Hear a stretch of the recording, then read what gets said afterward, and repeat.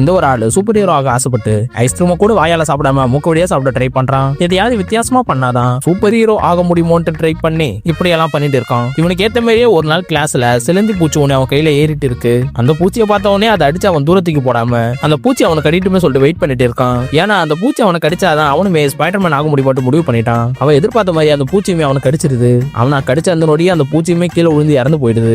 அப்படி அந்த பூச்சி இறந்து போனதை பார்த்த உடனே இவனும் பயங்கரமா சந்தோஷப்பட்டு அப்ப நம்மளுக்கும் பவர் கிடைச்சதோ அப்படின்ட்டு கையெல்லாம் முறுக்கி பார்த்து ஸ்பைடர்மேன் மாதிரியே வலை விட ட்ரை பண்ணிட்டு இருக்கான். ஆனா அவன் கையில இருந்து வலைலாம் வெளில வர அதுக்கு பதிலாக ஒரு பச்சை பயிர் கொட்டை தான் வெளில வருது. அவன் உடம்புல இருந்து வெளில வந்த அந்த கொட்டையுமே அவன் முன்னாடி இருக்கிற வாத்தியார் மண்டையில அடிச்சு அங்கேயே கீழே விழுந்துருது. அதை பார்த்த உடனே இவனுக்கு சுத்தமா ஒண்ணுமே புரியல.